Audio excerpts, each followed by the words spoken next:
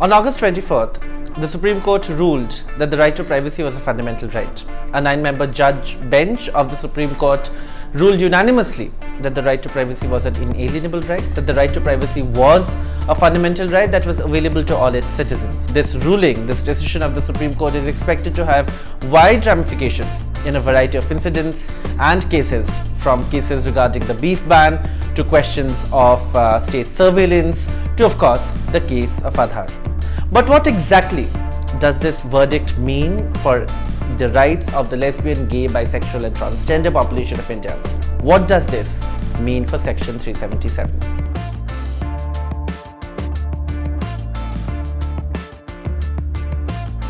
Lawyers and experts say that in light of the Supreme Court's decision on making the right to privacy a fundamental right, it will be difficult for the court to uphold Section 377.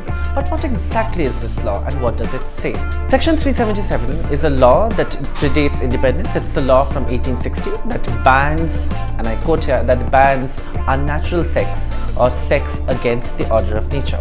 This means that Section 377 applies to not just LGBT people, to not just people who are lesbian, gay, bisexual, transgender, but it applies to all kinds of people. So if you're a straight person, if you're a heterosexual person who's engaging in oral or anal sex, you are also technically violating Section 377.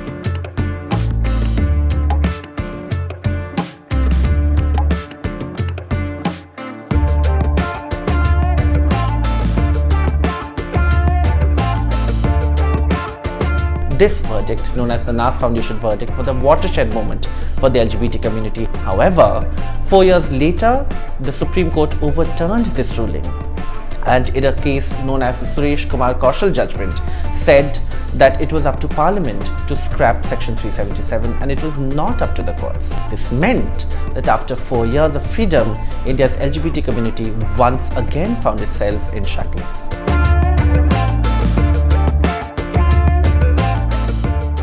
One, the court in its judgment has categorically talked about sexual orientation, has talked about LGBT people and has talked about Section 377. It mentions sexual orientation as a part of privacy. The second thing that the Supreme Court says in its right to privacy judgment talks directly about the Suresh Kumar Kaushal verdict. The Supreme Court says that in Kaushal, the judges base their decision on calling the LGBT community a minuscule minority.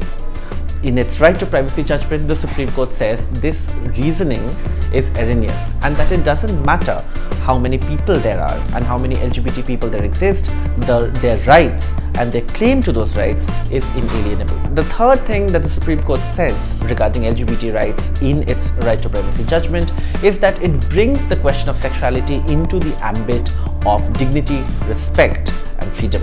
Here's what the Supreme Court's right to privacy verdict says about the rights of lesbian, gay, bisexual and transgender people. Sexual orientation is an essential attribute of privacy. Discrimination against an individual on the basis of sexual orientation is deeply offensive to the dignity and self-worth of the individual. Equality demands that the sexual orientation of each individual in society must be protected on an even platform. The right to privacy and the protection of sexual orientation lie at the core of the fundamental rights guaranteed by Articles 14, 15 and 21 of the Constitution. Activists have been heartened by the fact that the Supreme Court has recognized the rights of LGBT people to live with dignity and respect. The next stage in the fight against Section 377 and for equal rights will be again in the Supreme Court, when a 5-judge bench of the top court takes up the curative petition against its own 2013 verdict. Activists are hoping that in light of the right to privacy verdict, Section 377 will soon be history.